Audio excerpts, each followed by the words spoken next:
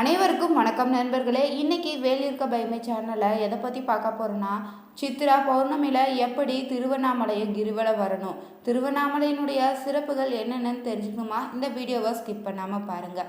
இந்த வீடியோ உங்களுக்கு பயனுள்ள தகவல்கள் நிறைந்ததாக இருக்கும். அதனால் முதல் முறையாக நம்ம வீடியோவை பார்க்குறீங்களா இருந்தீங்கன்னா மறக்காமல் வேலியிருக்க பைமை சேனலை சப்ஸ்கிரைப் பண்ணிக்கோங்க. லைக் பண்ணுங்கள், ஷேர் பண்ணுங்கள், கமெண்ட் பண்ணுங்கள். உங்களுக்கு பார்த்தீங்கன்னா ஜோதிட ரீதியான சந்தேகம் இருக்குதா? ஜோதிடத்தில் ஒரு தெளிவான விளக்கத்தையும் பரிகாரத்தையும் தெரிஞ்சுக்கொள்ள வீடியோவில் டிஸ்கிரிப்ஷனில் கொடுத்துருக்க நம்பருக்கு கால் பண்ணுங்கள். வாங்க வீடியோக்குள்ளே போகலாம். திருவண்ணாமலையுடைய சிறப்பு என்னன்னு தெரிஞ்சுக்கலாங்க.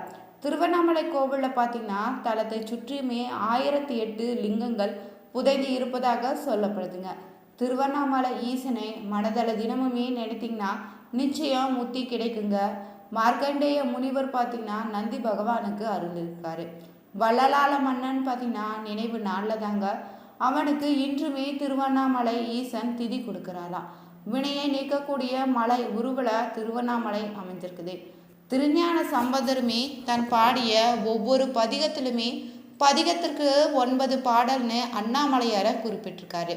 திருவண்ணாமலை ஈசனை தீப மங்கள ஜோதி நமோ நமன அருணகிரிநாதரும் திருப்புகழில் பாடியிருக்காருங்க. ஆடி மாதம் பூர தினத்தன்று தாங்க உண்ணாமலை அம்மாள் சன்னதி முன்பு தீ மிதித்தல் நடைபெறுதுங்க. இதை தவிர பார்த்தீங்கன்னா வேறு எந்த சிவாலயத்திலும் நீங்கள் பார்க்க முடியாதுங்க. திருவண்ணாமலை தலத்தில் தாங்க முதல்ல லிங்க வழிபாடு தொடங்கியிருக்குது.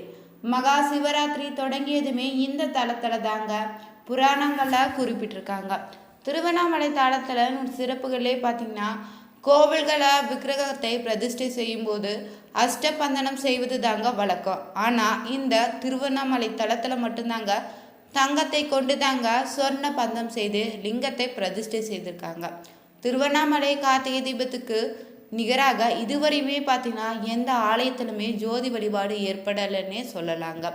திருவண்ணாமலையில் ஏற்றப்படக்கூடிய கார்த்திகை தீபதாங்க அண்ட சராசரங்களுக்குமே தீப விளக்காக பார்க்கப்படுதுங்க. திருவண்ணாமலையில் கார்த்திகை தீப தரிசனத்திற்கு ஒரு தடவை சேர்ந்தாலே பார்த்தீங்கன்னா அது 21 தலைமுறைக்குமே புண்ணிய சேர்க்குன்னு சொல்லப்படுதுங்க. திருவண்ணாமலை கார்த்திகை தீபம் 1 வாரம் வரை எரியுமாங்க. கார்த்திகை தீபத்தினத்தன்று அண்ணாமலையாருமே உண்ணாமலை அம்மாளுமே ஒன்று சேர கிரிவலம் வருவாங்களா. அவர்களுடன் பக்தர்களும் சேர்ந்து வருவது புண்ணியமாக பார்க்கப்படுதுங்க. திருவண்ணாமலையில் ஏற்றப்படுகின்ற தீபம் தாங்க உலகத்தையுமே எல்லாம் இயக்குகின்ற பரம்பொரு ஒன்றே என்பதையுமே இறைவன் ஒருவனே என்ற தத்துவத்தை உணர்த்துதுங்க.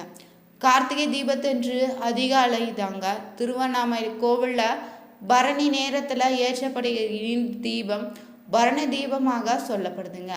அங்குள்ள கார பைரவர் சன்னதியில் வைத்து விடுவாங்களா. பிறகு பார்த்தீங்கன்னா மாலையில் தாங்க அதைத்தான் மலை உச்சிக்கு எடுத்து சென்று தீபத்தை ஏற்றுறாங்க. திருவண்ணாமலை தீபத்தை காண பார்த்தீங்கன்னா ஆண்டு முழுவதுமே சுமார் 20 லட்சத்துக்கு மேலே பக்தர்கள் கோவிலுக்கு திரள்வாங்க. திருவண்ணாமலை உச்சியின் தீபம் ஏற்றப்பட்டதோ வணங்கினீங்கன்னா பாவம் நீங்கி பிறவி பிணி அகலும்னு சொல்லப்படுதுங்க. திருவண்ணாமலை தலத்தில் பார்த்தீங்கன்னா பஞ்சபூத தலங்களில் இது நெருப்புக்குரிய தலமாக அமைஞ்சிருக்குதுங்க. இங்கு மலையே இறைவன் சொரூபமாக பார்க்கப்படுது. வள்ளலால மன்னனுக்கு மகனாக வந்துதாங்க அவதரித்து இறைவன் அருள் செய்த பதிவு சொல்லப்படுது. அருணகிரிநாதரால வாழ்வில் அருள் திருப்பம் ஏற்பட காரணமாக இருந்த தலமும் இதுதான். திருக்கோவிலில் கிழக்கு கோபுரம் மட்டும் 217 அடி உயரம் கொண்டு இருக்குதுங்க. தெற்கு கோபுரமானது திருமஞ்சன கோபுரம், மேல கோபுரம், பேய் கோபுரம், வடக்கு கோபுரம்னு அம்மணியம்மன் கோபுரம்னு அழைக்கப்படுதுங்க. கோவிலில் நிலந்த உடனே பார்த்தீங்கன்னா சர்வசித்தி விநாயகருக்கு வலபால் உள்ள பாதாள லிங்கேஸ்வர சன்னதியும் ரமணர் தவம் செய்த இடமும் தரிசிக்க முடியுங்க. வண்ண சர்பம் தண்டபாணி சுவாமிகள் முருகப்பெருமானுக்கு சாத்திய வேலு இங்குள்ளது. 25 ஏக்கர் நிலப்பரப்பில் 7 பிரகாரங்களோட அமைந்துள்ள இந்த கோவில் திருவெம்பாவை பாடப்பட்ட சிறப்பினை பெற்றிருக்குதுங்க. வள்ளல் பச்சையப்பர் இந்த கோவிலில் அர்த்த சாம கட்டளைக்கு 1 லட்சம் வராகம் வைத்துள்ள செய்தியை தெரிவிக்கும் ஒரு கல்வெட்டு இந்த கோவிலில் நீங்கள் சென்று பார்க்கலாங்க. இனி பார்த்தீங்கன்னா திருவண்ணாமலை தலத்தில் கிரிவலம் செல்லும்போது எப்படி வழிபடணும்னு தெரிஞ்சுக்கலாங்க. திருவண்ணாமலையில் இருக்கக்கூடிய மலையினுடைய சுற்றளவு மட்டும் 14 கிலோமீட்டர் கிரிவலத்தை எங்காவது துவங்கி எப்படியாவது முடித்த கூடாதுங்க. அதன் பெயரும் கிரிவலம் இல்லைங்க. முதல்ல ஆலயத்தில் புறத்தே இருக்கக்கூடிய பூத நாராயணனிடம் மலையை சுற்றுவதற்கான அனுமதியை வாங்கிக்கோங்க. அவர் தாங்க இந்த மலையை காவல் தெய்வமாக காக்கிறாராம். அதன் பின் பார்த்தீங்கன்னா விக்னங்கள் ஏது இல்லாமல் இருக்கக்கூடிய சிறப்பாய் மலை வாழ முடிய வேண்டுங்க. வழியில் உள்ள இரட்டை பிள்ளையாரை வணங்கி வேண்டிக் கொண்டு கிரிவலத்தை தொடங்குங்க. பின்னர் பார்த்தீங்கன்னா ஆலயம் சென்று அண்ணாமலையாரையுமே உண்ணாமலை அம்பாலை தரிசனம் செய்யணும். அதன் பின் வெளியில் வந்து தாங்க ராஜகோபுரத்தை வணங்கிட்டு மலை வளத்தை ஆரம்பிக்க வேண்டுங்க. மலையில் பார்த்தீங்கன்னா 8 திசைகளுமே தன் பாவங்களை போக்கிக் கொள்வதற்காக வழிபட்ட அஷ்டதிக்கு பாலகர்களில் கிழக்கிற்கு பார்த்தீங்கன்னா அதிபதியான இந்திரன் வழிபட்ட இந்திரலிங்கத்தை முதல்ல நீங்கள் வழிபடணும். மலையை சுற்றும் சாலையில் உள்ள நந்திகேஸ்வர சன்னதி வணங்கி வழிபட்டு பின்னர் பார்த்தீங்கன்னா மலையே வலம் வரணுங்க. தென்கிழக்கு திசைக்கு அதிபதியாக பார்த்தீங்கன்னா அக்னி பூஜை செய்த அக்னி லிங்கமும் இருக்குது. இதன் அருகில் பார்த்தீங்கன்னா சீம தீர்த்தம் அமைஞ்சிருக்குது. வழியில் இருக்கக்கூடிய சத்குரு சோஸ்திரி சுவாமிகள் ஆசிரமம் பார்த்தீங்கன்னா மகத்தான மந்திர சக்தி வாய்ந்ததாக சொல்லப்படுதுங்க. கெட்ட வரத்தை தர வல்லதுங்க. இங்கு கிட்டத்தட்ட பார்த்தீங்கன்னா 22க்கு மேற்பட்ட மகான்களுடைய ஜீவ சமாதிகள் இருக்குது. வழிபட்டிங்கன்னா சிறப்பான பலன்களை ஏற்படுத்துங்க. தொடர்ந்து பார்த்தீங்கன்னா ரமணாசிரமம் ஆன்ம அமைதியை தரவல்லதுங்க. சற்று தொலைவில் இடதுபுறம் பார்த்தீங்கன்னா விசிறி சாமியார் ஆசிரமம் அமைந்திருக்குது. தியானம் செய்ய ஏற்ற இடம் தாங்க இது. வழியில் அடுத்ததாக பார்த்தீங்கன்னா தெற்கு திசைக்கு அதிபதியான யமன் பூஜை செய்து வழிபட்ட யமலிங்கமும் இருக்குது. யமன் கட்டளை நிறைவேற்றும் கிண்ணர் முதலானோர் வந்து இங்கிருந்து தாங்க புறப்பட்டு செல்லுகின்றார்னு சொல்லப்படுதுங்க. அடுத்ததாக பார்த்தீங்கன்னா தென்மேற்கு திசைக்கு அதிபதியாக இருக்கக்கூடிய நீரதி சிவனை வழிபட்ட நீரதி லிங்கமும் அமைஞ்சிருக்குது.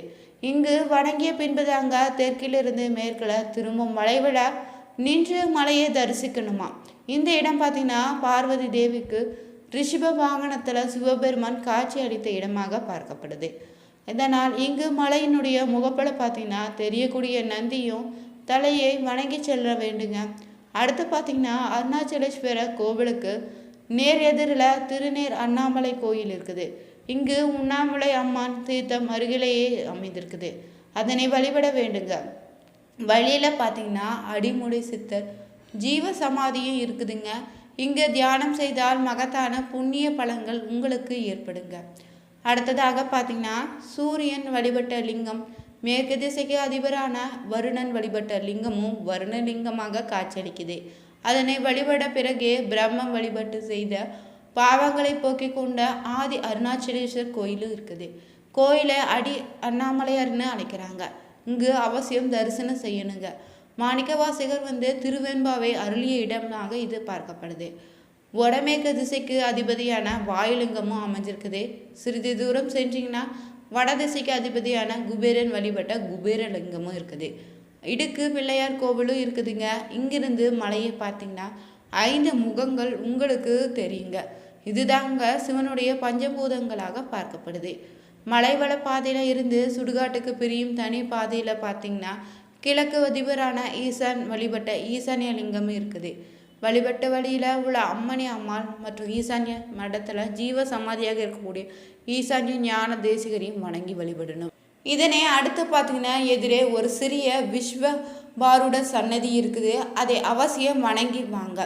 ஏன்னு பார்த்தீங்கன்னா இந்த இடத்துல தாங்க உமையம்மைக்கு சிவன் காட்சி அளித்த இடமாக பார்க்கப்படுது. அதனால் இந்த இடத்தை தரிசனத்தால் மிகப்பெரிய புண்ணிய பலன்கள் உங்களுக்கு ஏற்படுங்க. பிறகு நீங்கள் மீண்டுமே பூத நாராயணர் ஆலயம் சென்று அவரை தரிசித்து நன்றி கூறணுங்க.